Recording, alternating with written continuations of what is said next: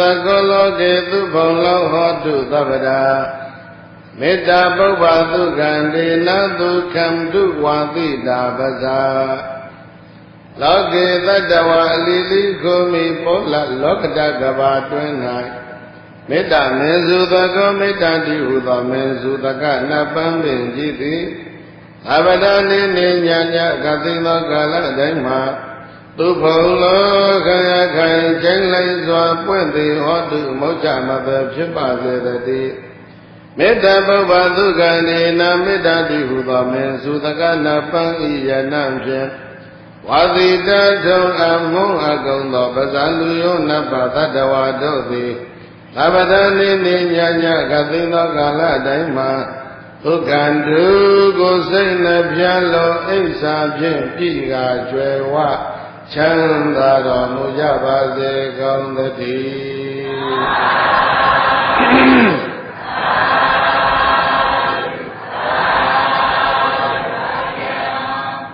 Trong 363 ခုဇော်မုံလာကြီးကျော်13ရက်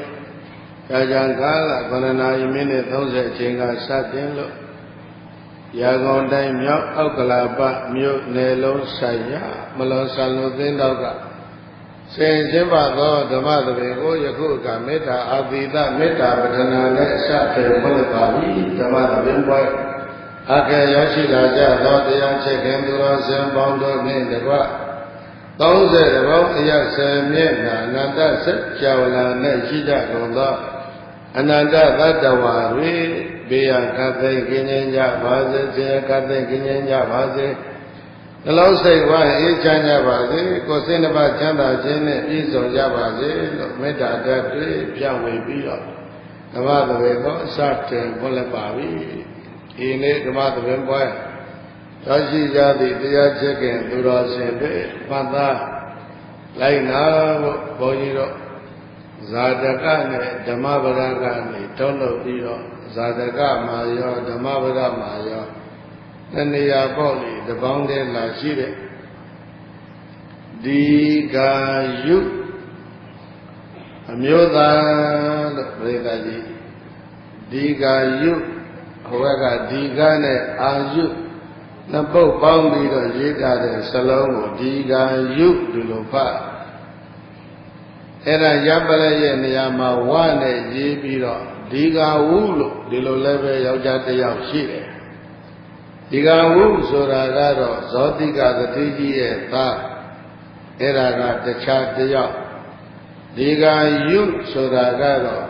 ယသိလူတွေပုံနာတစ်ယောက်ရဲ့သားအဲ့ဒါကတခြားတစ်ယောက်ဒီကနေ့ဩက္ကလပါကလူတွေမှတ်သားဖို့ကဒီဂာဝုမဟုတ်ပါဘူးဒီဂာယုအမျိုးသား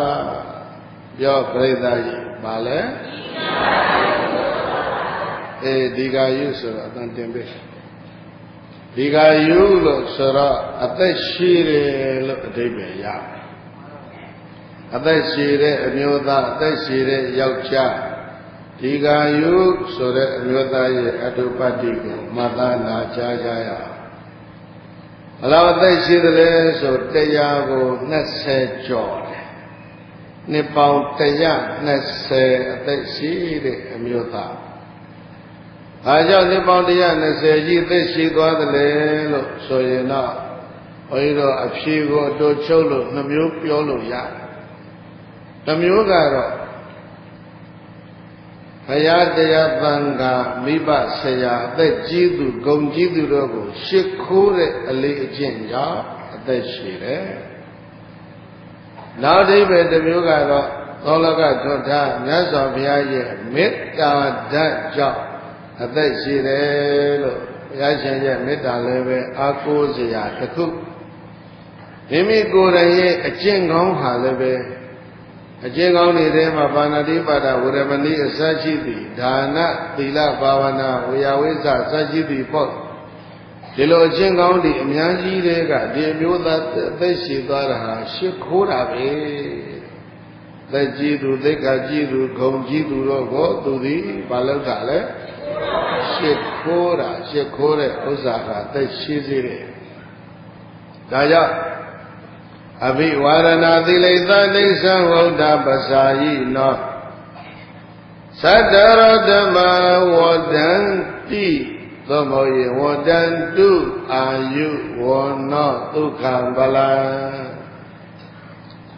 ဒီတဲ့လူတွေအလုံးဒီစာကိုတွေ့ဘူးတဲ့အဘိဝါရဏသီလိသဒိဋ္ဌံဝုဒ္ဓပစာယိနောသတ္တရောဓမ္မဝဒံတုအာယုဝနောဒုက္ခံဗလံအဘိဝါရဏသီလိသဘုရားတရားသံဃာယရဏသုံးပါးကို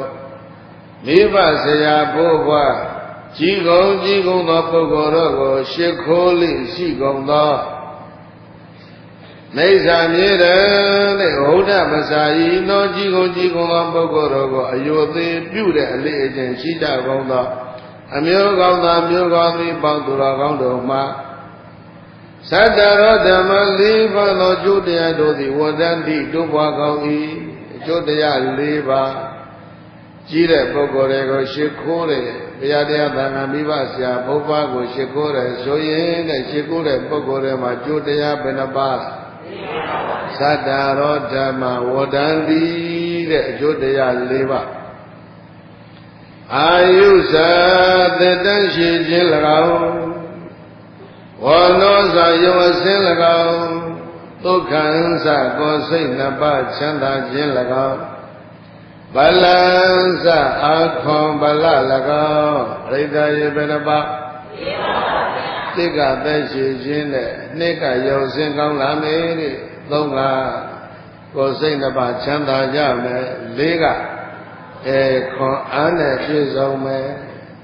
ကျမ်းမာခြင်းဆိုတာဒီပါဠိတော်ဒီနာမှာပေါ့လေတိုက်ရိုက်ထည့်မထားဘူးသို့တော့ဒီပါဠိတော်ရဲ့ရှေ့နာတစ်ပုဒ်မှာကျမ်းမာခြင်းပါရှင်းနာနည်းနည်းတိုးပြီးတော့စာကိုပြန်ဖတ်ကြည့်လိုက်သာဝိတိယဝိဝေဇန္တုသောကောရောဂောဝိနတတုအဲ့ဒီမှာသာဝိတိယဝိဝေဇန္တုဘေးရန်ခတ်သိမ့်တော်ကင်းခြင်းကြပါစေကုန်သတည်းသာဝိတိယဝိဝေဇန္တုကဘေးရန်ခတ်သိမ့်ကင်းခြင်းကြပါစေနောက်တကသောကောရောဂောဝိနတတုသောကရဲ့ရောဂရဲ့ပါလေဆိုရပူဆိုခြင်းနောက်ပြီးတော့96ပါးအနာယောဂအဲ့ဒီနှစ်ခုစလုံးကိုဝိနတတုတဲ့ပြည့်စည်ပါစေဒီလိုအဲ့ဒါကြောင့်ယောဂတွေပျောက်ပါစေဆိုရင်ဒါဟာကျမ်းမာခြင်းပဲမဟုတ်ဘူးလားအဲ့ဒါကြောင့်ပင်စဓမ္မလို့ဆိုရင်ဒါမမှားပေသဓမ္မငါမျိုးသောကျိုးတရားတို့သည်ဝတ္တန္တုတိုးပွားကြပါစေကုန်သတည်းဘာတွေတော့ဆိုတော့သက်ရှိခြင်းရဲ့အစင်းလာခြင်းရဲ့ကိုယ်စိတ်နှပြချမ်းသာခြင်းရဲ့ခွန်အားနဲ့ပြည့်စုံခြင်းရဲ့နမငါထည့်လိုက်တော့အာရောကျံဘာကိုထည့်မယ်အာရောကျံအနာကင်းပြီးတော့ကျမ်းမာခြင်းဆိုရပင်စဓမ္မငါမျိုးသောကျိုးတရားတို့သည်နေဆံအမြဲတမ်းဝတ္တန္တုတက်လာတဲ့နေလိုတိုးလာတဲ့ရေလိုတဲ့တဏိတခြားတို့ဘွားစီပင်ကြပါစေကုန်သတည်း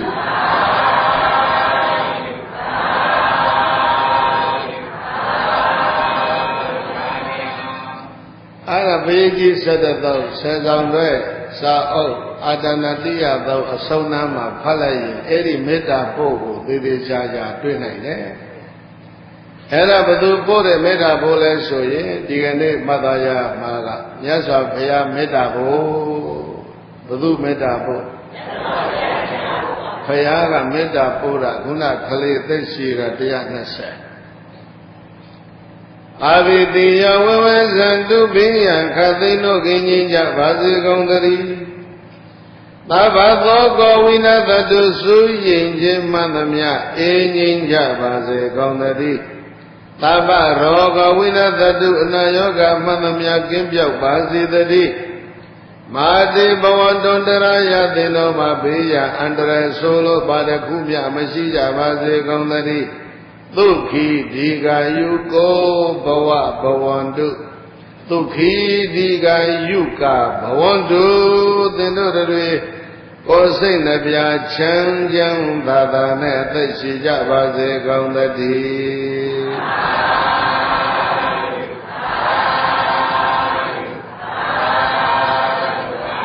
အဲဒီနောက်ကြတော့မှပိဝရဏတိရိသာနိစ္စံဥဒ္ဓပစာယိနော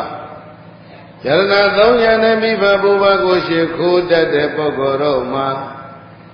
အမြဲတမ်းသာလေကြီးကုန်သောပုဂ္ဂိုလ်တွေကိုအယုသေးပြုတတ်တဲ့ပုဂ္ဂိုလ်တို့မှာပေစဓမ္မတဲ့ငါးမျိုးသောကျိုးတရားတို့သည်အာယုဝနာဒုက္ခပလအာရောကြအသက်ရှင်ခြင်းရဲ့ရုပ်ကောင်းခြင်းရဲ့ကျမ်းမာခြင်းရဲ့ချမ်းသာခြင်းရဲ့အာခွန်မလနဲ့ပြည့်စုံခြင်းရဲ့ဆိုတဲ့ကျိုးတရားအင်္ဂါပါတို့သည်နေဆံပြင်းမပြတ်တသက်ပါလုံးဝတန်တုတက်လာတဲ့နေလိုတိုးလာတဲ့ရေလိုတဏိတ္ချာတိုးတဲ့စီကားကြပါစေကောင်းသတည်း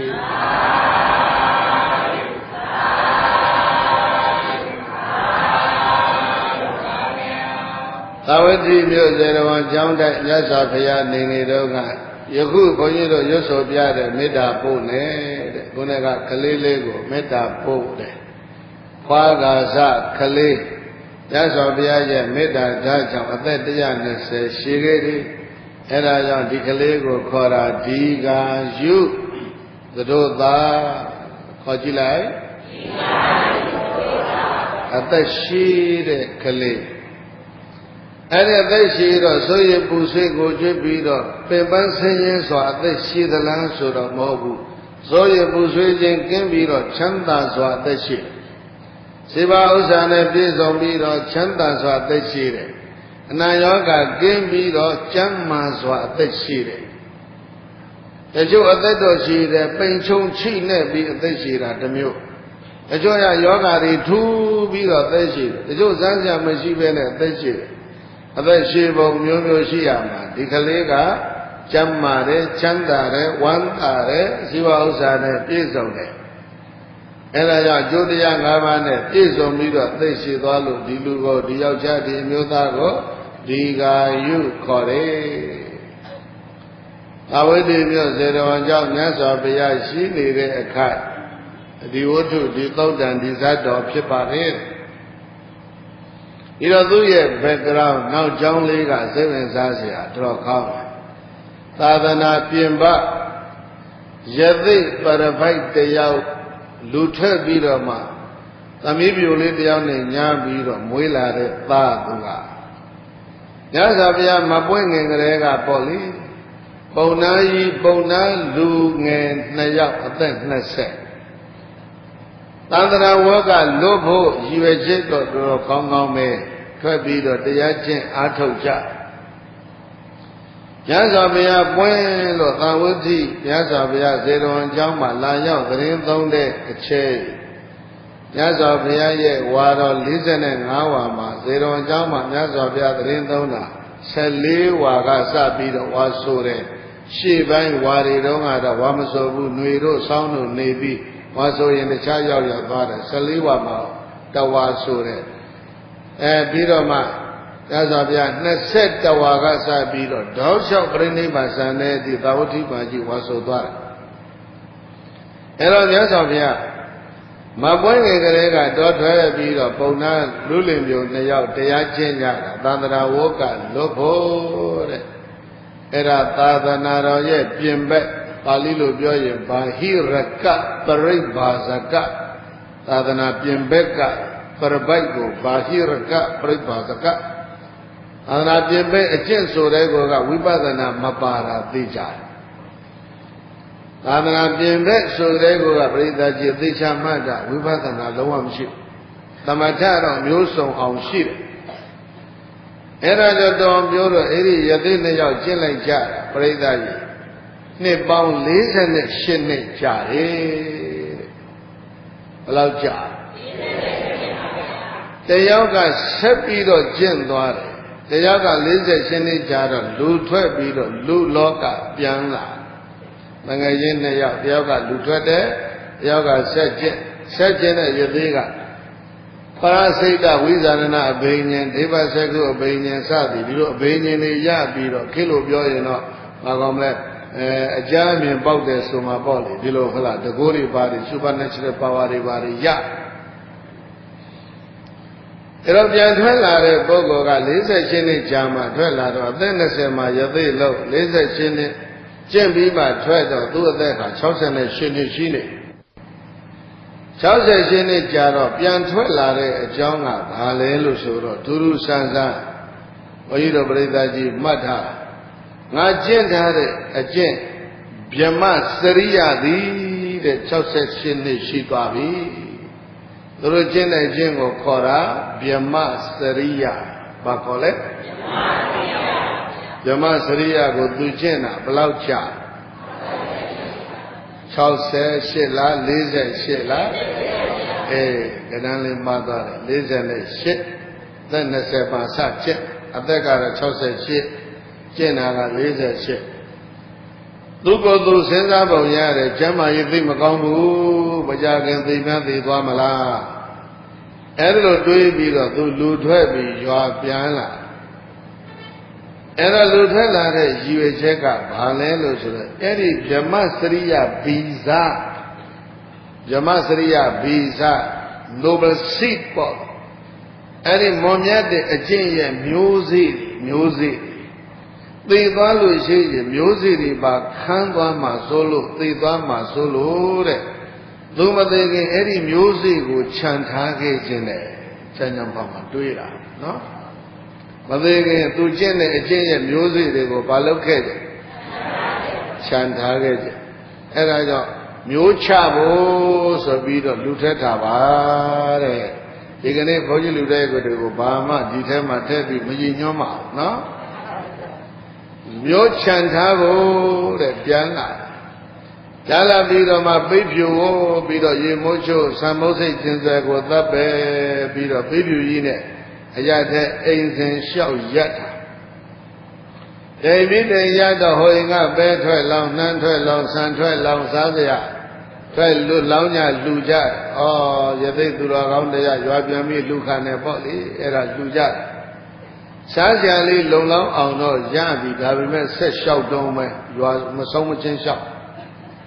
အဲ့ဒါတချို့လူတွေကတန်တရားဖြစ်တယ်လုံတော့စားစရာလေးရရတဲ့နဲ့တိမ်ပြီးတိမ်လျှောက်ဗာများလဲလိုက်ချောင်းကြည့်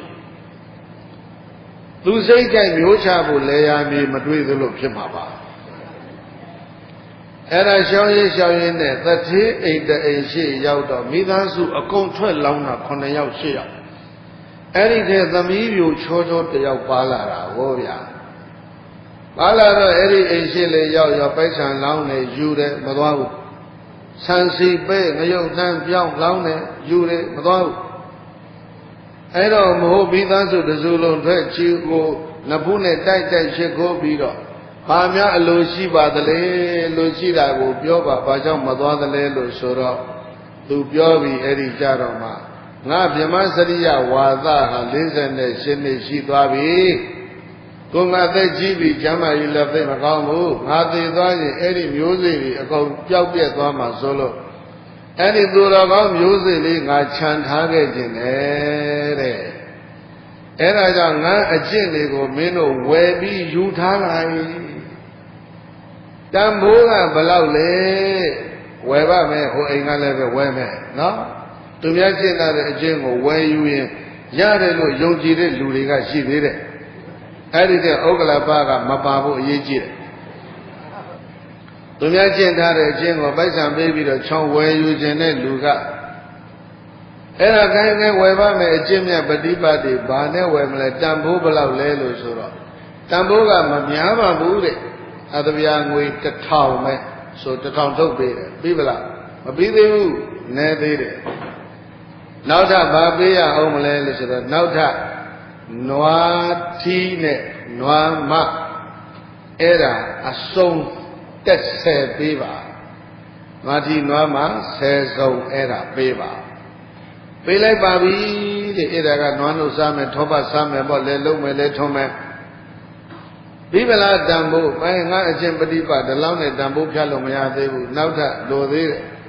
ဟာပေးရမလဲသမီးပြူတယောက်ပေးမှာပြိဿပါပေးရ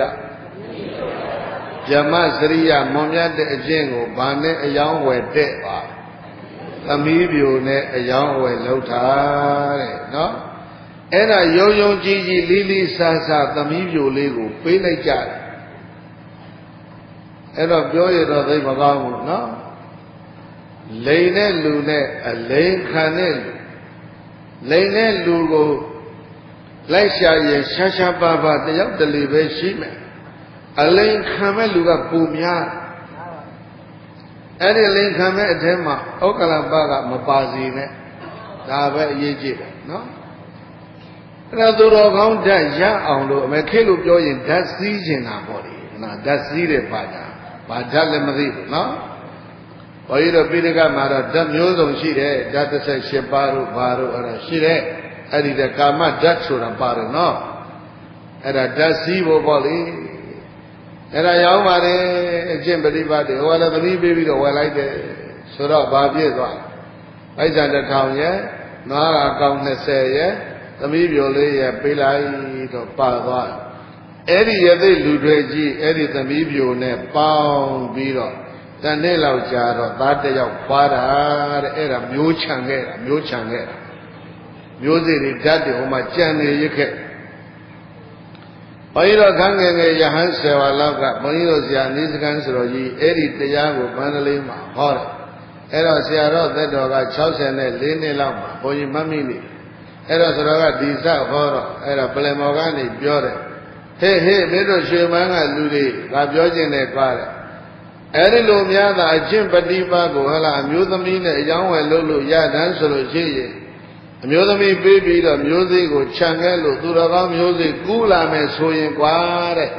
ငါကျင့်ထားတာဘုရားသာသနာမှာခုငါအသက်64နှစ်ကွာတဲ့ငါ44ဝါရှိပြီတဲ့ငါရဲ့သူတော်ကောင်းမျိုးစေ့တွေကိုမင်းတို့ဘူးဝယ်မလဲဆိုတော့ကဒီလိုអော်ဘူးတဲ့အမလူတွေပါစားပိတ်လို့မရဘူးရည်လိုက်ကြတော့သောဖြစ်သွားတယ်အဲ့တော့ဗန္ဓုလဥဆိုင်ဆိုတဲ့ဒကာကြီးကမသေးသေးဘူးသူကရေကော်ဒါကြီးအကိုင်းဆိုတဲ့ရေကော်ဒါကြီးနဲ့အတန်ဖန်ခဏအဲ့ဒီရေကော်ဒါကြီးဖွင့်ပြီးတော့ဗန္ဓုလဥဆိုင်တို့ဒေါ်စောတင်တို့နားထောင်တယ်ဘုန်းကြီးတို့လည်းလာပြီးတော့ဖွင့်ပြပြီးတော့ဥဆိုင်ကပြောတဲ့ဦးစင်းအဲ့ဒီလိုတော့မျိုးသွားမချနဲ့နော်လာပြောတဲ့ဥဆိုင်ကဟလာခုဥဆိုင်တို့ဘာတော့ကောသိကုံညပြီနိစ္စကလည်းမရှိတော့ဒေါ်စောတင်လည်းမရှိတော့ဒါရဏဟလားဗန္ဓုလသင်္ကန်း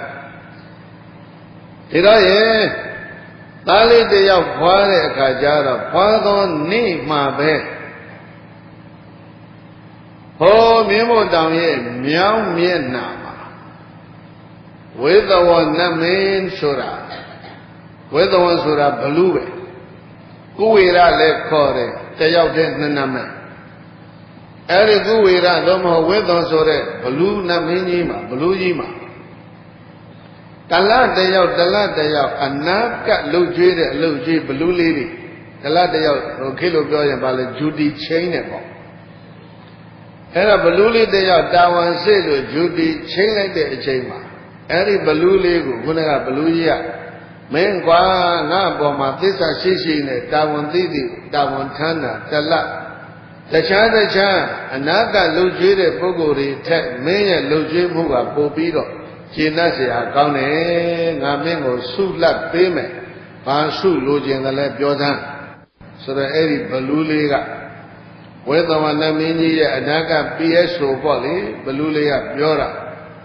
ဒီကနေ့မွေးတဲ့ရသိလူတွေရဲ့သားကိုကျုပ်စားခြင်းနဲ့အဲ့ဒါပေးပါတဲ့တောင်းတာဟောလွန်ခဲ့တဲ့လတွေရက်တွေကမွေးထားတဲ့ကလေးစားဖို့မတောင်းဘူးဒီကနေ့မှမွေးတဲ့ကလေးစားခြင်းတာဘာဖြစ်လို့လဲလူပြည်အပြင်ဘက်ရောက်လို့လတွေနှစ်တွေရက်တွေကြာသွားလို့ရှိရင်နည်းနည်းရင့်သွားတယ်လားမသိပါဘူး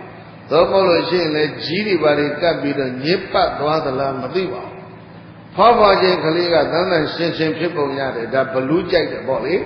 အဲ့ဒီလိုထင်တာပါပဲအဲ့တော့ဘာသာဒီကလေးစားခြင်းလဲဆိုတော့ဘလူးကြီးကဝေသောနာမင်းကြီးကစားခွင့်တော့ငါပေးမယ်ဒါပေမဲ့မင်းကတ်တန်းချက်နဲ့စားဣဒ္ဓဘယ်လိုစားအနာက PSO ကိုစားတော့စားခိုင်းတယ်ဘယ်လိုနည်းနဲ့စားလင်မနဲ့စားတဲ့စီးမဲ့ကမ်းမဲ့တော့မစားနဲ့တဲ့စီးကမ်းလေးနဲ့စားတဲ့ ကောင်းတယ်ဗျာဘလူစာနီလေးလို့ဆိုဘယ်လိုစည်းကမ်းချက်လဲလို့ဆိုတော့ဂူးမှမွေးတာဂူးသွားမစားနဲ့သူ့အမေနဲ့အဖေနဲ့ဒီကလေး9 ရက်လောက်တော့ပြောပြောရွှင်ရွှင်နေပါစေဦးကွာဂူးဝေးဂူးစားဖြစ်မဲဥစ္စာရိုင်းလုံးအကြည့်တယ်မကောင်းဘူး9 ရက်လောက်နေစမ်းပါလေဒါဆိုဘယ်တော့စားမလဲ9 ရက်ပြည့်တဲ့နေ့အချိန်မှစားအချိန်မှပြေးလိုက်ဒီကလေးပဲအချိန်မွေးလဲဆိုတော့ဒီကနေ့သကောင်ရံမွေးတယ်နောက်9 ရက်မြောက်တဲ့သကောင်ရံဆိုရင်ဘာဖြစ်လဲ9 ရက်ပြည့်မယ်ဆိုတော့ဒီကလေးကိုဘလူစားရမယ်အချိန်ဒီကနောက်9 ရက်မြောက်တော့ညဤသကောင်ရံမှာစားရရှေ့တနာရီတမိနစ်ကြိုလည်းမစားနဲ့နောက်တနာရီတမိနစ်ပို၍လည်းမစားနဲ့ဘလူစားမိတဲ့နော်စီလေးကန်းလေးနဲ့စားတဲ့ဘလူတောင်အဲ့လိုစားတာအဲ့တော့ဘုန်းကြီးတို့ပြိဿလည်းပဲစီးနဲ့ကန်းနဲ့စားထမင်းဟုတ်လားနော်စီမဲ့ကမ်းမဲ့မစားနဲ့ဝိကာလဘောဇနာဘာညာရှိတယ်မို့လားအေးအဲ့တော့ဘလူလေးကစောင်းရမယ်တဲ့ဘယ်လောက်ကြာဆောက်9 ရက်မြောက်9 ရက်မြောက်တဲ့အထိစောင်းအဲ့တော့ဟိုမိဘ2 ပါးအဖေကိုကြည့်လိုက်ယသိလူတွေဘယ်နှစ်နှစ်လဲ68နှစ်အမေကတော့16နှစ်ကွာကျင်နိုင်กว่าအဲ့ဒါအလိန်ခံရနော်မျိုးစိချခထားခဲ့တာသူတော်ကောင်းမျိုးစိကြံခဲ့အောင်ဆိုပြီးတော့သွားပေါင်းရအဲ့တော့ဘလူလေးကဆောင်းပြီးတော့နေရရှာတယ်9 ရက်ပြည့်အောင်ဒီကကလေးအမေနဲ့အဖေ2 ယောက်သားကကလေးချီးပြီးတော့မင်္ဂလာရှိအောင်အန္တရာယ်ကင်းအောင်ကျမ်းမာအောင်ဒုကလေးကိုဟိုးတော်ထဲမှာငါနဲ့ကျင့်ပေါ်ကျင့်ပတ်ယသိကြီးစီသွားပြီးတော့မင်္ဂလာယူမယ်ဗမာလိုပြောရင်ကမွန်းတတ်မယ်ပေါ့လူရန်တန်းရန်နေအိတ်ထက်တောင်းတဲ့ဗန်းတဲ့ထဲပြီးတော့ကလေးချီပြီးတော့2 ယောက်သားတော်သွားယသိကြီးစီရောက်လူစရာပစ္စည်းတွေရှေ့မှာချဟိုလူမထွက်တဲ့ယသိကကြီးလိုက်ငါတငယ်ချင်းလူထွက်သွားတာ1 နှစ်မြောက်ခြေစမ်းကလေး1 ယောက်တောင်ရဖို့ကွာဒီကောင်းကြလားဟေ့ဒီကောင်းပါလေအကဲဘာလို့ကိုလာလဲဩရှင်မရစီလာပြီးတော့ဒီမှာကတော့တာကလေးလေးရတယ်လာလဲပြပါတယ်အသက်ရှိအောင်ကျမ်းမအောင်ကလေးအတွက်စုပေးပါဆိုတော့ကလေးကခုမှမွေးတဲ့ကလေးအမေကခြေထားပြီးတော့အဖေကရှေ့ဦးစွာရှစ်ခိုးတယ်ယသိရဲ့ခြေတော်ကိုခေါင်းနဲ့တိုက်ရှစ်ခိုးတယ်အဲ့တော့ယသိကြီးကစုပေးပါတယ်ဒုက္ခေတိကာယုကောဟောတုပရိသတ်ရဲ့ဘယ်လိုစုပေးလဲဒုက္ခေတိကာယုကောဟောတုချမ်းချမ်းသာသာနဲ့အသက်ရှိပါစေ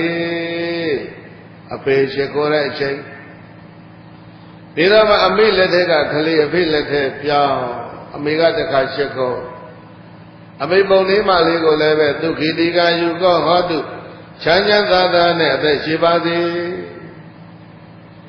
ပြီးလည်းပြီးရောကလေးရှိခိုးတော့မယ်ခုမှမိုးတဲ့ကလေးဘယ်လိုမှတော့ရှင်မခိုးတတ်ဘူး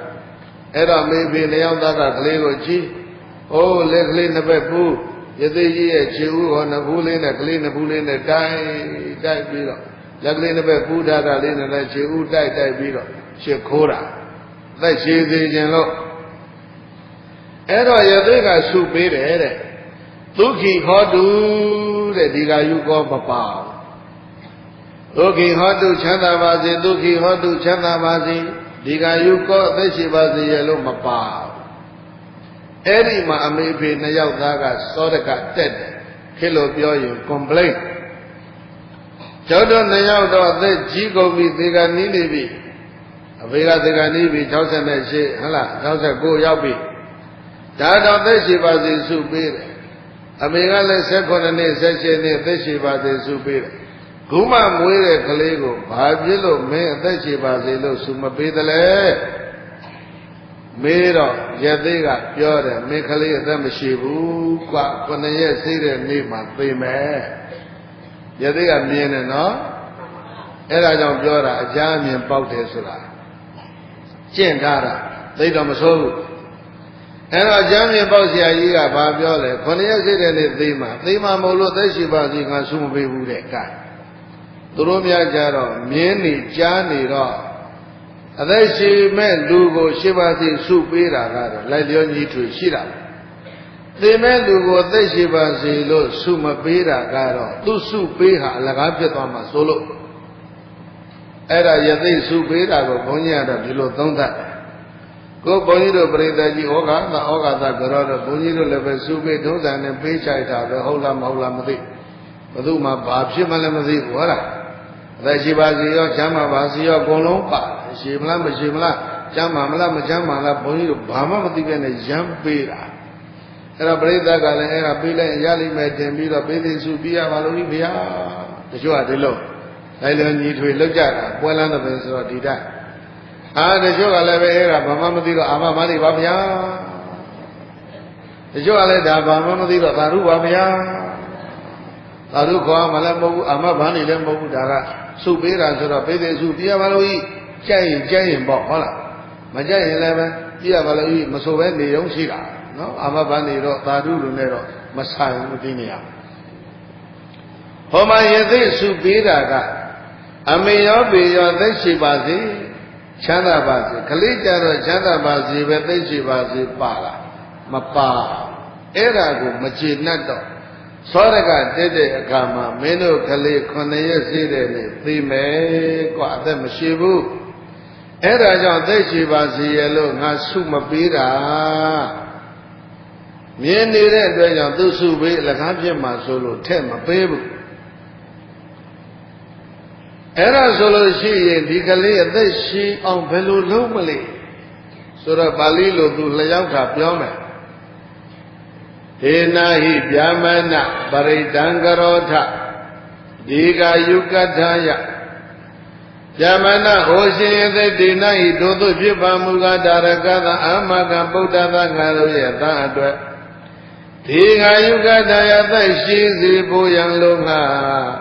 ပရိဒံကရောထပရိတ်ကိုပြုလုပ်စီမံတော်မူပါဧတကြီးဘာလို့ရမှာတဲ့ပရိတ်ဒီစလုံးကိုပြီးအောင်ရွတ်ကြည့်ပရိတ်လို့မပြောနဲ့ပရိတ်ရကောင်းနဲ့ရေးတယ်နော်ပရိဒံကရောထပရိတ်ကိုစီမံဆောင်ရွက်တော်မူပေးပါပရိတ္တဒီစလုံးကိုဗမာတွေပတ်တော့တာဝုံမှုပျောက်ပြီးတော့ပရိတ်အရိဘေကဘာလဲဆိုအကာအကွယ်အဆောင်အရှောက်အယံအတဒိဗေဘာရလဲအကာအကွယ်အဆောင်အရှောက်အယံအတ protection from danger protection from enemy အသက်အန္တရာယ်ရန်ဆွေတွေအကုန်လုံးကိုကာကွယ်စောင့်ရှောက်တာကိုအခေါ်လဲပရိတ်အဲရောက်မှ7တော့အကုန်ပြန်ဖပရိတ်7တော့အဲ့တော့ပရိတ်လုပ်ပေးပါဆိုတော့ယသိကဇိဝိတန္တရာယံယေဝဇာနာမိပရိတံပနနာဇာနာမိအသက်အန္တရာယ်ကိုပဲမြင်တယ်ပရိတ်တော့ငါမသိဘူးအကြမြင်ပေါက်ဆရာကြီးကဘာမလုပ်တတ်ဘူးလဲအသက်ရှိအောင်မလုပ်တတ်ဘူးအသက်အန္တရာယ်ဘလူးစားမဲ့အန္တရာယ်ကိုအကြမ်းမြင်ပေါက်ဆရာကြီးကမကာကွယ်နိုင်ဘူးအဲ့ဒီလိုရှိတယ်အသိအထင်မကြီးနဲ့အကြမ်းမြင်ပေါက်ပြီမယ်မတတ်နဲ့ပရိဒံဘာဒနာသနာမိပရိတ်ကိုတို့မသိဘူးကွာအသက်အန္တရာယ်ပဲမြင်တယ်ဟာအဲ့ဒါဆိုလို့ရှိရင်ဒီကလေးအသက်အန္တရာယ်ကာကွယ်ဖို့ဘယ်လိုလုပ်ဘောဓမဗုဒ္ဓသာဝတိစေတော်ကျောင်းမှာရှိတယ်မင်းအဲ့ဒီသွားတဲ့နောက်ဆုံးအကျမ်းမြေပေါက်ဆရာတွေမတတ်နိုင်တာပဲရောက်တာဘုရားစီရောက်တာပဲပြိဿရေဒုံရင်ကတော့ဒါပဲဟုတ်များဟုတ်လိမ့်မလားဆိုသွားလိုက်ကြတာဟိုမှာယသိတဲ့ဟိုမှာဆရာတဲ့ဟိုမှာပျောက်စီးတဲ့ဟိုမှာဘိုးတော်ဟိုမှာမဲတော်တဲ့ဟိုမှာမုတ်စိမ်မွေးတဲ့ဘုန်းကြီးတဲ့ဟိုမှာသပင်ရှိဘုန်းကြီးတဲ့သွားကြရတာနောက်ဆုံးတော့ဘုရားတရားသံဃာစီပြန်ရောက်လာတာဘာနဲ့တူလဲလို့ဆိုတော့ဟိုးရှေ့ခေတ်ကပင်လယ်မှာသင်္ဘောတွေနဲ့ခရီးသွားသင်္ဘောတွေမှာဒီကနေ့ခေတ်လို့အရှိအနောက်တောင်မြောက်ကိုညွန်တဲ့လမ်းညွန်လေးကို compass လို့ခေါ်တယ်ဗမာလူတော့အိမ်မြောင်ခေါ်တာပေါ့လေတောင်မြောက်ညွန်တာလေးအဲ့ဒီညွန်တဲ့ကရိယာမရှိတဲ့ခေတ်ကသင်္ဘောပေါ်မှာငှက်တွေတင်သွားတာ ကန်းကိုမမြင်တော့ဘူးရေနဲ့ထဲရောက်ပြီဆိုရင်အဲ့ဒါငှက်၄ကောင်လွတ်တဲ့ရှေ့နောက်တောင်မြောက်သွားကြဒီချက် train လုပ်ထားတဲ့ငှက်တွေ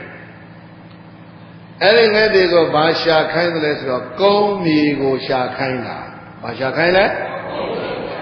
အရှေ့နောက်တောင်မြောက်၄ကောင်လွတ်လိုက်ပြန်လိုက်ကြတာငှက်တွေကုန်းမီကိုနားဖို့ရန်ကုန်းမီကိုမတွေ့တဲ့အခါမှာငှက်သည်သင်္ဘောပြန်လာ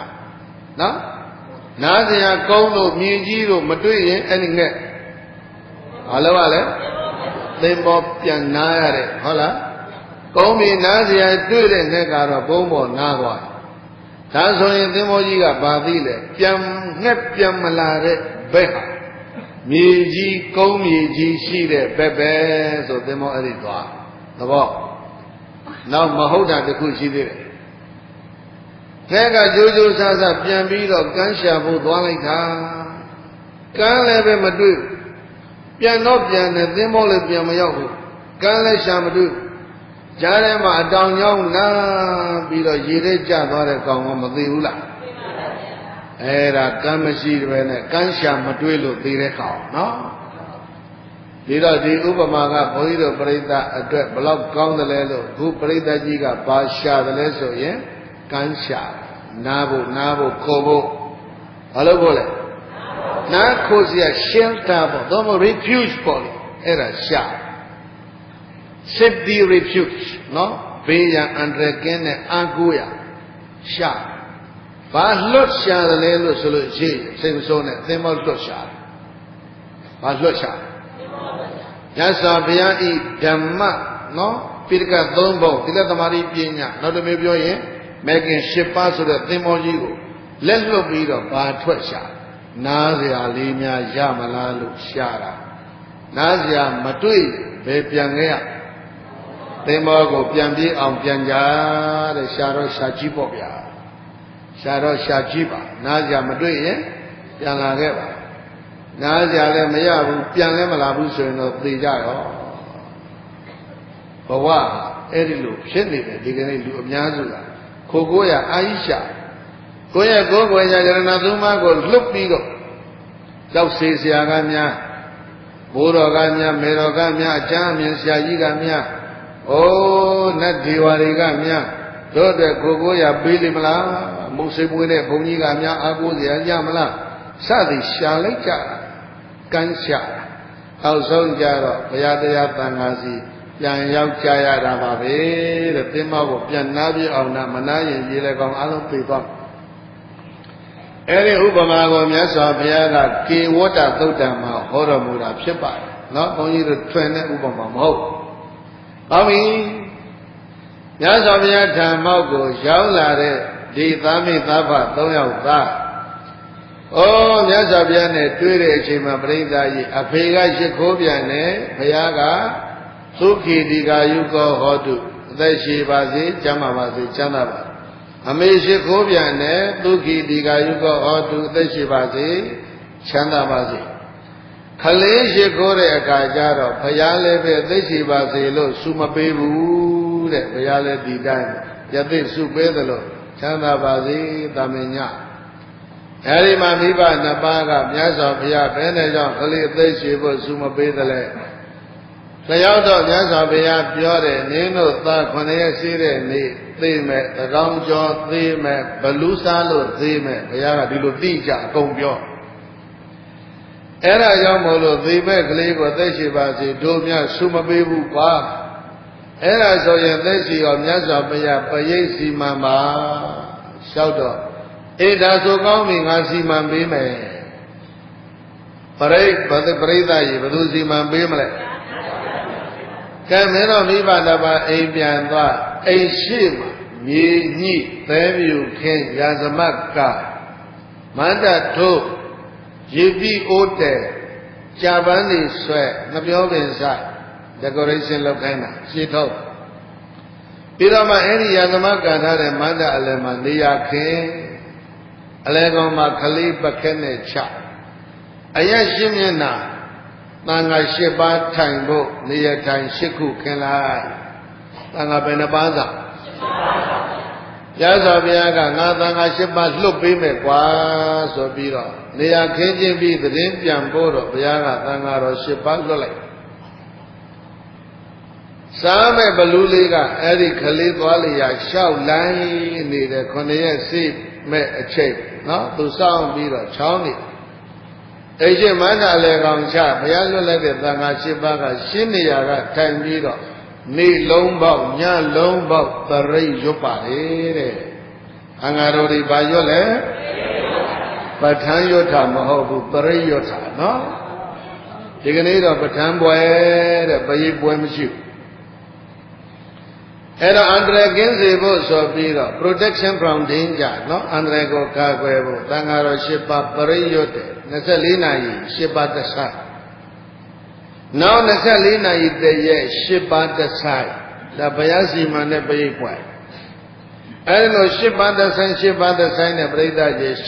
9ဆိုင်ရွတ်တော့9ရက်စီးတဲ့နေ့မရောက်ဘူးလား9ရက်စီးတဲ့နေ့ရဲ့ညနေစောင်းမှာဘုရားကြွသွားဘုရားဘယ်တော့ကြွ9ရက်စီးသောနေ့ဤညနေတကောင်းကျော်ရင်ဟိုဘလူကစားဖို့ချောင်းနေပြီသေတများများစီလင်ကံလေးနဲ့စောင့်စားတာကိုကဘလူလေးကိုကျေးဇူးတင်ကြစီလင်ကံလေးနဲ့စားတာကိုကျေးဇူးတင်ဖို့ကောင်းနေတာစားတော့စားမှာပေါ့ဗျာလောဘသားတွေပဲဟုတ်လားစီလင်ကံလေးနဲ့စားတာကိုကျေးဇူးတင်အောင်အဲ့တော့မြတ်စွာဘုရားကိုယ်တော်မြတ်ကြွလာပြီဟေးဆိုလဲဆိုလိုက်ရောဇေရဝံကျောင်းစောင့်တဲ့နတ်ကဇေရဝံကျောင်းမှာလဲကျောင်းဆောင်နတ်ရှိတယ်အဲ့ဒီကျောင်းဆောင်နတ်ကတခါတည်းသတင်းပို့လိုက်တယ်တရားမင်းစီတရားမင်းကြီးမြတ်စွာဘုရားကြွသွားပြီဘယ်ကြွသွားလဲပရိရွတ်ကြွသွားတာဘယ်တော့ပရိရွတ်မှလဲဟောဘလူစားမယ်ဆိုတဲ့ကလေးဘုရားသွားပရိရွတ်တာဟာအဲ့ဒါဆိုဘုရားနဲ့ဘလူနဲ့ရင်ဆိုင်ကြီးပေါ့ကွာမြတ်စွာဘုရားအတွက်လုံခြုံရေးအရေးကြီးတယ်သံဃာ၈ပါးလဲလုံခြုံမှုအရေးကြီးတယ်တရားကငါလာအောင်မယ်ဆိုပြီးတော့တရားဆင်းလာတရားမင်းဆင်းလဲလာရောတရားအနာကမာတလိရောဝိသကြုံရောနတ်စစ်သူကြီး39ယောက်ပါအကုန်လုံးဆင်းလာတရားနောက်ကနတ်တီတပြုံကြီးမပါလာဘူးလားနတ်စစ်သူကြီး39ယောက်ကပရိတ်ဝိုင်းကိုဘေးကနေ39ယောက်ပတ်ထားမာတလိဝိသကြုံကတရားဘေးနာမှာသူတို့က PSO တွေလေအနိကလုံခြုံရေးတွေတရားမင်းကဘုရားနာကနေတိုင်းပြီးတော့ပရိတ်နာဟာတရားနဲ့နတ်သစ်စုစီနတ်စစ်သူကြီး39ယောက်သွားတဲ့ဆိုတော့လောကပါဠိနာမည်ကြီး၄ပါးလည်းမနေသာဘူးလားဗျာအရှိယကဓတ္တရထတောင်ဘက်ကဝိရုံလကအနောက်အယကဝိရုပက္ခမြောက်အယကကုဝေရနာမည်ကြီး၄ပါးလည်းလာပြီးတော့အယလေးမျက်နှာကနေလုံခြုံရေးတဲ့ဝိုင်းထားအဲ့တော့နာမည်ကြီး၄ပါးလာပြီးတော့နတ်စစ်တကြီးနဲ့အရှိကလာခဲ့တဲ့ဒတရထနာမင်းကသူ့ရဲ့တက်ကဘာလဲလို့ဆိုဂန္ဓဗနတ်တီသူကခေါ်လာတောင်မဲကလာတဲ့ဝိရုံလကကသူကဘာခေါ်လာလဲဆိုကုံမန်နတ်တီအနောက်ကလာတဲ့ဝိရုပက္ခကဘာခေါ်လာလဲလို့ဆိုတော့နဂါးတွေမြောက်ကလာတဲ့ကုဝေရကဘလူးတွေဆိုတော့ဒီပဋိဝိုင်းမှာအပြင်းလုံးယုံရေးကခန္ဓာပရဲ့ကုံမန်ရဲ့နဂါးရဲ့ဘလူးရဲ့အဲ့ဒီတက်လေးဓာတ်ကိုအုပ်ချုပ်တာကဒသရထဝိရုံလကဝိရုပက္ခကုဝေရအထက်ထပရိသတ်ရဲ့လုံယုံရေးကသိမကောင်းဘူးလားဟိုမှာဘလူးပေါက်စနာတရားလာကလေးကိုကသူကအဝေးကြီးပြေးရတရားလာတဲ့ငါအနားနေလို့မပြည့်ဘူးဆိုတော့ခန်းငယ်ငယ်ကောင်ကပြေးရနမင်းကြီး39ယောက်လာပြန်ပြီဟာနောက်ဆုံးသွားပြန်နမင်းကြီး၄ပါးလာပြန်ပြီသို့ဘေးဆုံးတကိုးကြီးတဲ့နတ်ကြီးတွေလာတိုင်းအဲ့ဒီဘလူးလေးကနောက်ဆုံးနော်အကောင်ကြီးလာတော့ဘောင်းငယ်ငယ်တွေအကုန်လုံးနောက်နောက်ဆုတ်ရတာပဲအဲ့လိုဆုတ်သွားလိုက်တာစားမဲ့ဘလူးကဟိုးစက်ကြဝဠာအစွန်ပြဝေးရောက်ပါတန်ဃာတော်ရှင်မြတ်၈ပါးတို့ကရွတ်တယ်ညဇောဘုရားလည်းပဲသကောင်းမကြော့တဲ့ကြောအချိန်မှာဘုရားလည်းဝင်ရွတ်တယ်ပရိတ်နော်သာဝေတိယဝိဝေဇံတုဘေးရန်ခတ်သိင်ကင်းကျင်းကြပါစေကုန်သတည်းသာဝသောကဝိနသရဆူရင်မှန်သမျှကင်းကျင်းကြပါစေကုန်သတည်း သဗ္ဗရောဂဝိနာသတ္တ96ပြာနာယောဂမန္တမြပြောင်းရင်းကြပါစေကောင်းသတည်းမာတိဘောတွန်တရာယသိနောမှာဘေးရအန္တရာယ်ဆိုလို့ဘာတကူးမြမရှိကြပါစေကောင်းသတည်းသုခိတိကယုကောဘဝချမ်းသာသာနဲ့သိရှိကြပါစေကောင်းသတည်းအဘိဝရဏသီလေသာနေဇံဥဒ္ဒပဇာယိနောအမြဲတမ်းသာနာအယိုသေးပြုပြီးတော့ဘုရားတရားသံဃာမိဘဆရာကိုရှ िख ိုးလိရှိတဲ့ပုဂ္ဂိုလ်တို့မှာအာယုဇာသက်ရှိခြင်း၎င်းဝန္နောသောယုတ်စင်းကောင်းခြင်း၎င်းဒုက္ခသာချမ်းသာခြင်း၎င်းပလန်စအာဂုံပလ၎င်းအာရောကျမ်းစအနာကင်းกว่าကျမ်းမာခြင်း၎င်းအဲ့ဒီလိုပင်စဓမ္မငါးမျိုးသောကျိုးတရားတို့သည်ဝတ္တံတုတဏိတကြတက်လာတဲ့နေလိုတိုးလာတဲ့ရေလိုတိုးပွားစီပင်ကြပါစေကောင်းသတည်း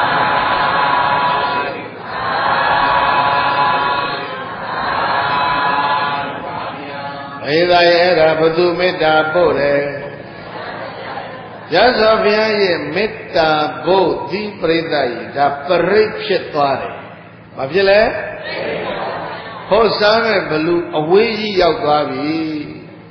ဘုရားရဲ့မေတ္တာကနှင်ထုတ်လိုက်တယ်လို့ပရိသတ်ကြီးပြောခြင်းပြောလို့ရတယ်သောမဟုတ်ရင်တရားတွေနဲ့တကူကြီးတဲ့နတ်တွေရဲ့အရှိန်ကြောင့်ဘလူမကတ်နိုင်ဘူးလို့လည်းပြောလို့ရသံဃာတော်8ပါး9ရက်ရွတ်တဲ့ပရိတ်နဲ့ဘုရားနောက်ဆုံးရက်ပေါင်းဝင်ပြီးတော့ရွတ်တဲ့ပရိတ်တကိုးကြောင့်ဘလူအနာမကနိုင်ဘူးဒီလိုလဲပြောလို့ရပို့ပြီးတော့ဘုန်းကြီးတို့ပြောကျင်တာကတော့ရှ िख ိုးလို့ဘာဖြစ်လို့ယသိကိုတစ်ချက်ဘုရားကိုတစ်ချက်တို့သံဃာတော်ဒီပရိတ်ရွတ်နေတာဘယ်နှရက်9ရက်ဆိုတော့9ကြိမ်ရှ िख ိုးပြီးပြီပေါ့သံဃာကိုနောက်9ရက်မြောက်ဘုရားကြွလာတော့ဘုရားကိုတစ်ချိန်ထက်ရှ िख ိုးကြတယ်မဟုတ်လားအဲ့ဒီလိုရှ िख ိုးခြင်းရဲ့အကျိုးကျေးဇူးကြောင့်ဘာဖြစ်လဲဘလူးစားတဲ့ဘေးကလွတ်တာလို့ဘုန်းကြီးတို့ကတော့ဒီလို interpret လုပ်ချင်ပါတယ်အဲ့တော့ဘုန်းကြီးတို့အရှိတိုင်းသားတွေဘုရားတရားသံဃာရှ िख ိုးမိဘဆရာရှ िख ိုးသိညာရဲ့နော်ဝါဆိုရဲ့သရင်ညွရဲ့သိတိဝါကြီးတွေရှ िख ိုးကြော့ဟုတ်လားအဲ့ဒါဘာအကြောင်းလဲဆိုအသက်ရှိခြင်းအနာကင်းခြင်းရဲ့အကြောင်းတဲ့အလွန်မမြတ်တဲ့ကောင်းမှုတွေအဲ့ဒါဗုဒ္ဓဘာသာလောကမှာပဲဒီအလေးချင်းရှိတော့ဗုဒ္ဓဘာသာမဟုတ်တဲ့လောကမှာဒီအလေးချင်းမရှိဘူးအရှိတိုင်းအထူးသဖြင့်ဗုဒ္ဓဘာသာနိုင်ငံတွေမှာ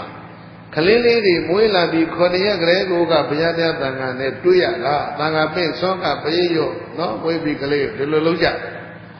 အဲ့ဒါကြောင့်ဘုန်းကြီးတို့ဗာပြောဖို့ကောင်းတယ်ဆိုဒိုးများအရှိတိုင်းသားတွေကမွေးလာကြတဲ့ကိုကမြတ်ဗုဒ္ဓရဲ့ပခက်သေးမှကြီးလာတာလို့ဒီလိုပြောအမေကကလေးချော့ကြတဲ့ကိုကဣတိပိသောတွေနမောတတာတွေနဲ့ချော့တာကိုဗျာဟုတ်လားထိုင်တတ်တဲ့အချိန်စကားလေးပြောတတ်တဲ့အချိန်အမေဘုရားရှိခိုးရင်ကလေးတွေအနာတိုင်ရှိခိုးကြဟဲ့သံဃာတွေကြွလာတဲ့ဥတော်ဟဲ့ဒီလိုလေးအဲ့ဒီလိုမော်မြတ်တဲ့အလေးကျင့်နေဘုန်းကြီးတို့ဗုဒ္ဓဘာသာလောကမှာထွန်းကားပြီးကြံနေရတာအဲ့တော့ကိုဒီမှာကြည့်လိုက်တော့သကောင်ကြော်ပြီမြတ်စွာဘုရားကဘာလုပ်နေသလဲဆိုရင်သာဝိတိယဝိဝေဇန္တုသောကောရောဂဝိနာတတုမာတိဘောဒန္တရာယသုခိတိကာယုခောဘဝအဘိဝရဏတိလိသနိစ္စံဥဒ္ဒပဇာယိနောသတ္တရောဓမ္မဝတ္တံတုအာယုဝနောဒုက္ခမလံသိဒ္ဓရေမြတ်စွာဘုရားနဲ့သံဃာတော်တွေပြိရွတ်တယ်လို့လည်းဆိုရမယ်သို့မဟုတ်မေတ္တာပို့တော်မူတယ်လို့လည်းဆိုနိုင်တယ်။၎င်းကြော်သွားပြီဖြည်းဖြည်းနဲ့အာယုန်တက်ပြီးနေထွက်လာပြီပြိဒ္ဓရေဘလူစားခွင့်ပေးတဲ့အချိန်ဘာဖြစ်သွားလဲ။စားခွင့်ပေးတဲ့အချိန်ကြော်သွားတဲ့အတွက်ကြောင့်ဟိုဘလူကလာစားသေးလား။အဲ့ဒါကြောင့်ဘလူစားနီးလေးကောင်းတာလည်းပဲဘုန်းကြီးတို့ကဖြန့်ချိပါတယ်။စီလေးကံလေးနဲ့စားတာပေါ့ဗျာစားတာတော့မကောင်းပါဘူးစီလေးကံလေးနဲ့စားတယ်ဆိုရင်မကျေးဇူးတင်နေရအယုဒ္ဓနေထွဲတော့ဘုရားနဲ့သံဃာကိုဆွမ်းကပြီးတော့မြတ်စွာဘုရားကရှ िख ိုးခြင်းရဲ့ကျိုးကျေးဇူးဆိုတဲ့ဒီတရားဟောပြီးဘုရားနဲ့သံဃာတို့ပြန်ကြွတယ်အဲ့ဒီတော့မှပြန်ကန်နီးမှဘုရားကဆုပေးခဲ့တာဒီကလေးကိုဒ ဒီဃာယုကောဟောတုဘယ်လိုပေးခဲ့ထဲလိုက်အောင်တပုတ်ဒုက္ခိဒီဃာယုကောဟောတုထဲလိုက်အောင်ချမ်းသာစွာအသက်ရှည်ပါစေနော်ဘုရားကဆုပေးပြီးတော့ပြန်သွားတယ်အဲ့ဒါနဲ့အဲ့ဒီကလေးကိုဘုရားရဲ့ဆုပေးစကားအတိုင်းအမေဖေတို့ကခေါ်ကြတယ်တဲ့ဒီဃာယုသတို့သာဘာသတို့သာမြတ်စွာဘုရားပရိတ်သိစွန်းတာပဲပေါ့ပုံနာလင်မယားဆိုတာဆိုရတဲ့အဖေကသက်60နဲ့8နှစ်တည်းရောက်နေပြီ8နှစ်မကဘူး69နှစ်တည်းရောက်နေပြီပုံတော်အိုကြီးအမေကတော့ပုံတော်ပြုံမအဲ့ဒီတော့မှသူတို့နှစ်ယောက်ဟာဣဇာတေကေပါဏုပိတံယရဏတယံတရဏံကိသာမိပေးရုပ်ပေးလို့ဟုတ်လားဒီနေ့ကစဘုရားတရားသံဃာယရဏသုံးပါးကိုကိုးကွယ်ရဟူ၍စိကပ်ပါပြီတပည့်တော်တို့ဘိသာရစုကိုမြတ်စွာဘုရားရဲ့တပည့်သားသာဝကလို့မှတ်တော်မူပါဆိုပြီးတော့သရဏဂောသီလဆောက်တည်ကြခေလို့ပြောရင်တော့ဗုဒ္ဓဘာသာဖြစ်ပြောင်းရတယ်တဲ့။ဘာနဲ့ပြောင်းလဲလေးနဲ့တဲ့တရားတော့ဘာမှမဟောလိုက်ရဘူး။ဘာလဲပရိတ်ပဲပြိဿရဲ့။အဲဒါကြောင့်ပရိတ်ရွှေချင်းရဲ့ကြီးကျယ်စုဟာမိသားစုဘာဖြစ်ခဲ့လဲ။ဗုဒ္ဓဘာသာဖြစ်ခဲ့တယ်။ဒါရမကဘူးဗုဒ္ဓယသိကိုရှစ်ခိုးတဲ့ဒီကလေးဟာဘုရားတရားသံဃာကိုရှစ်ခိုးတဲ့အဖြစ်ပြောင်းခဲ့တယ်။ပြီးတော့9ရက်စေးတဲ့နေ့ပြင်မဲ့ကလေးဟာဘလောက်ကြာအသက်120ရှိခဲ့တယ်ဒီဃာယုသရဏဝတ္ထုဟုတ်လားအဲ့ဒါကြောင့်အလုံးသောသူတော်ကောင်းတွေအတွက်ဘုန်းကြီးတို့ဘုရားမေတ္တာဘိုးနဲ့ဒီကုံချုံးမယ်သာဝေတိယဝိဝေဇန္တုဘေးရန်ကသိန်းတော်ကင်းငြိမ်းကြပါစေကုန်သတည်းသာဝသောကောဝိနသတ္တသုရင်ခြင်းမန္တမြချုပ်ငြိမ်းကြပါစေကုန်သတည်းသာဝရောဂဝိနသတ္တ96ပြအနာယောဂမန္တမြပြောင်းငြိမ်းကြပါစေကုန်သတည်းမာတိဘောတွန်တရာယသေတို့မှာဘေးရန်အန္တရာယ်ဆိုလို့ဘာတစ်ခုမျှမရှိကြပါစေကုန်သတည်းဒုက္ခိဒီဃာယုကဘဝန္တုသေတို့တွေကိုရောစိတ်ပါချမ်းချမ်းသာသာနဲ့အသက်ရာကျော်ရှိကြပါစေကုန်သတည်းအဘိဝရဏသီလေသာနိစ္စံဝုဒ္ဓပစာယိနောသတ္တရောဓမ္မဝဒ္ဒန္တုပိစဓမ္မဝဒ္ဒန္တုအာယုဝနာဒုက္ခံပလံအာရဝနှလုံးပြောပြောသူတော်ကောင်းပေါင်းသောဘိဝရဏသီလိတယရဏသုံးပါးနှင့်ပြီးပါစရာဘုရားတို့ကိုရှေခိုးလေးရှိကြပေကုန်သောနေသံဥဒ္ဓမစာယီသောအမြဲတမ်းသာလျက်ပဲကြည်သူကုန်ကြည်သူတို့ကိုအယောသေးပြုလေးရှိကြပေကုန်သောဧတုံမာကသေတို့တွေမှာပင်စဓမ္မကျိုးတရား၅ပါးတို့အာယုအသက်တန်းရှိခြင်းဝဏရုပ်စင်ကောင်းခြင်းဒုက္ခချမ်းသာခြင်းပလခွန်အားနဲ့ပြည့်စုံခြင်းအာရုကြအနာကင်းဝါကျမ်းမာခြင်းဆိုတဲ့ပင်စဓမ္မ၅မျိုးသောကျိုးတရားတို့သည်ဝတ္တန္တုတက်လာတဲ့နေလောတိုးလာတဲ့ရေလောတဏိတခြားတိုးတက်စီကံကြပါစေကောင်းသတည်း